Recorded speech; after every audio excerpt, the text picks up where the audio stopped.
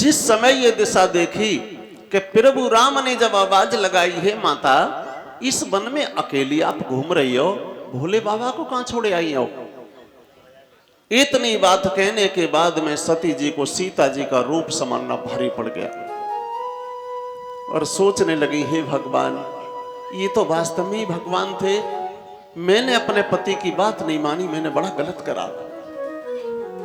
और सोचने लगी, कोई बात नहीं, पंखा बंद कर दो भाई। और जवाब दिया है कि मेरे भोले बाबा तो समाधि में बैठ गए, उन्हें तो कुछ पता नहीं होगा, तो मुझे जल्दी इस जगह से चला जाना चाहिए। और माता सती जी ने कोशिश करी कि मैं जल्दी यहां से भाग करके चली जाऊं। उसी वक्त संकल्प किया प्रभु राम ने कि भोले बाबा से बच के या भोले बाबा को धोखा दे करके कोई व्यक्ति भागना चाहेगा तो मैं उसे दुनिया में भागने नहीं दूंगा। यह संकल्प किया प्रभु राम ने कि भोले बाबा के साथ किसी ने छल किया या भोले बाबा का किसी ने अपमान किया या भोले बाबा को चालाकी दिखाई तो वो मेरा पहले से ही शत्रु है, मैं उसे जिंदा नहीं छोड़ूंगा। उसी क्षण आगे को चली है माता, तो प्रभु राम ने अपनी शक्ति से गोल चक्कर जैसा बना दिया और चारों तरफ क्या देखा, जिधर लखाई डालती हैं, जिधर आगे कदम रखती हैं, उधर ही राम लक्ष्मण विश्वामित्र जानकी दिखाई देते हैं। अब सोचने लगी, हे भगवान, अब मैं कहां जाऊं, क्या करूं, किधर बचूं। उसी समय जब कोई रास्ता नजर नहीं आया तो माता सती जी अपने सिर को घुटनों में छुपा करके और बेचारी नीचे जमीन पर बैठ गई। और 5 मिनट के बाद जैसे ही आंखें खोली तो उस जगह पर राम लक्ष्मण विश्वामित्र जानकी कोई नहीं था। और माता उस जगह से चली और चलती हुई भोले बाबा के पास में आई और पीछे से झोंपड़ी उठाई और कूद के पास में पहुंच गई। और उनके मन में ये बात थी कि मेरे भोले बाबा को कुछ नहीं मालूम, वो विश्वनाथ जगत के पिता, उन्हें क्या नहीं मालूम है। आज माता बराबर जाकर के बैठी, उसी समय भोले बाबा ने एक आवाज लगाई और भोले बाबा बोले, सती जी परीक्षा ले आई। तो माता सती जी कहने लगी, भोले बाबा मैं ना गई, मैंने तुम्हारी ये बात मान ली कि वो अवतारी होंगे।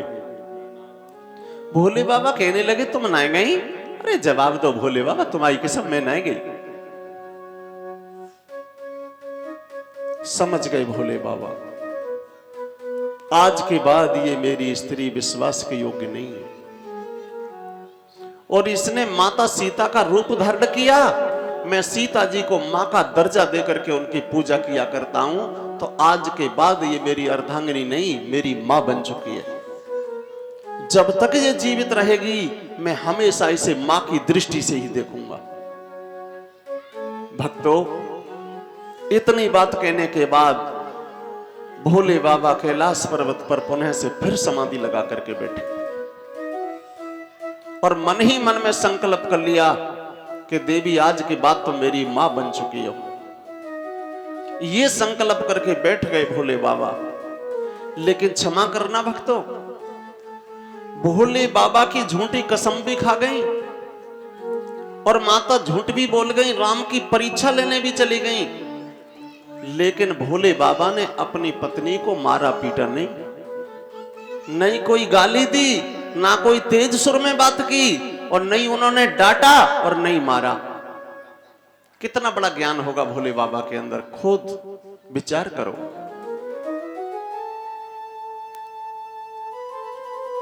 और भक्तों, ये मैं नहीं कह रहा, ये त्रिलोकीनाथ भोले बाबा कह रहे हैं कि कभी भी स्त्री के ऊपर हाथ उठाना नहीं चाहिए।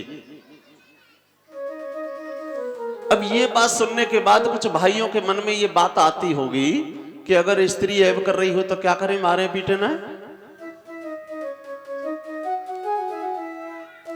तो मैं क्षमा चाहूंगा, मेरे कहने का मतलब ये है कि आप अपनी पत्नी को मारो पीटो मत, अगर पत्नी आपसे छल कपट कर रही है, दुर्व्यवहार कर रही है आपके साथ में, तो भोले बाबा कह रहे हैं कि उससे बोलाचाली बंद कर लो। अगर वो आपकी पत्नी है तो भोले बाबा कह रहे हैं कि 24 घंटा घर में बिगर बोले कट नहीं सकते। और जो स्त्री अपने पति से एक आध महीना ना बोले तो पहले ही समझ जा कि जो हमें रोटी करके ना दे। भोले बाबा ने ये विचार बनाया और कैलाश पर्वत पर समाधि लगा के बैठ गए। और मेरी बात पे या भोले बाबा की बात पे आपको विश्वास ना हो तो कल ले जाके सवेरे अपनी पत्नी को पीट के देख ले। और एक ही बात मिले, दो चार बातें कहीं तो कोई बात ना, जादो मारो पीटो तो माता बहने एक ही बात कहते कि असली बापते पैदा है तो मुझे खत्म कर दे। अब असली बापते पैदा मनो तो घर में एक मर्डर कर ले। शादी तो एक ही कर रही है, द्वैकांते है जाई, या फिर 10-20 लाख रुपया पुलिस को दो, ना तो 15 साल के लिए जेल जाओ। और ये तो काम ना कर सकत तो नकली बन के गुआई घर में रहो। तो फिर ऐसी क्या जरूरत पड़ रही है असली नकली बनने की।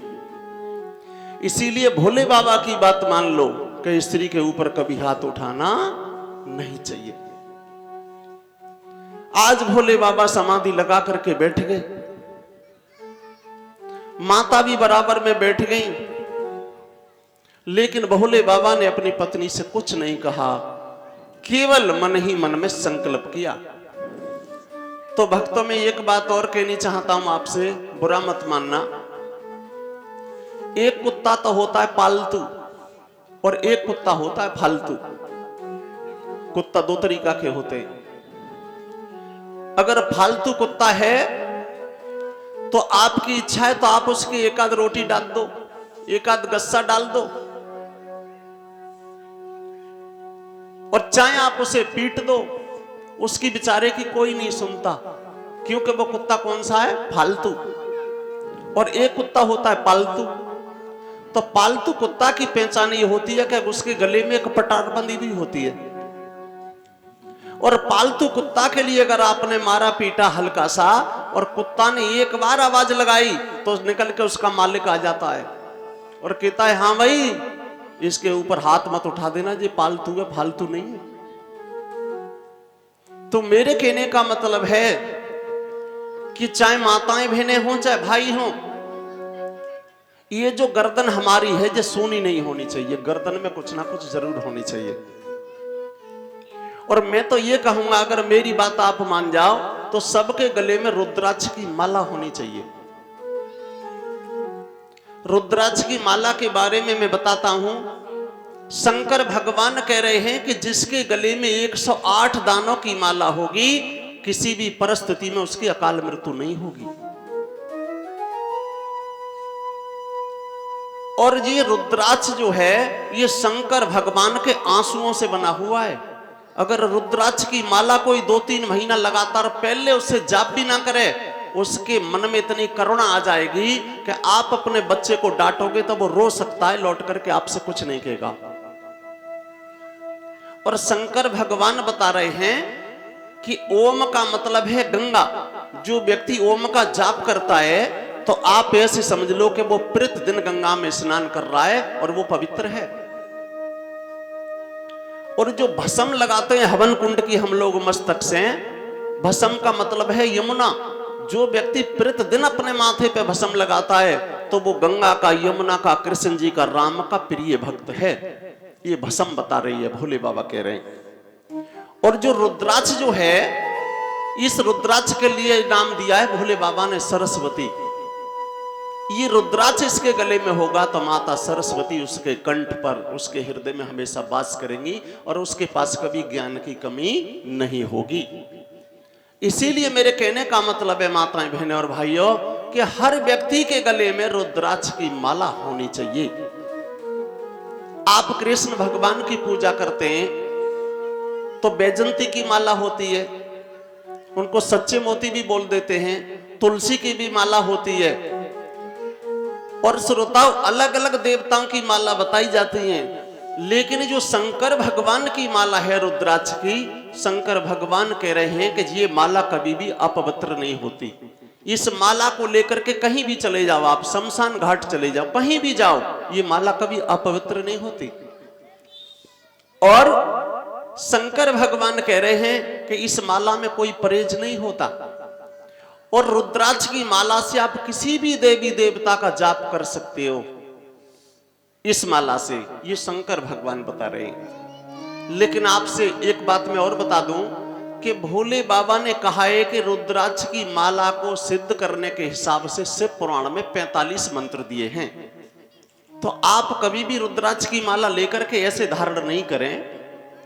जब भी कभी आप माला को लें तो वो मंत्रों के द्वारा जब वो माला सिद्ध हो जाए उसी के बाद ही आप गले में डालें। अब आप सोच रहे होंगे कि ऐसे कैसे हो जाएगा। शंकर भगवान के गले में क्या है? क्या है शंकर भगवान के गले में?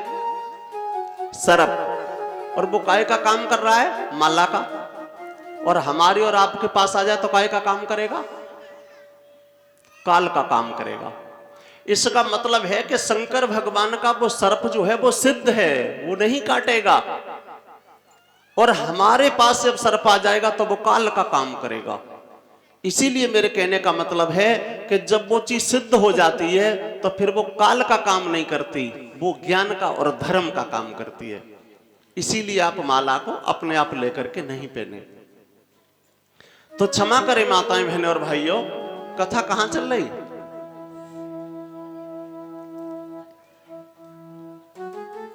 हाँ?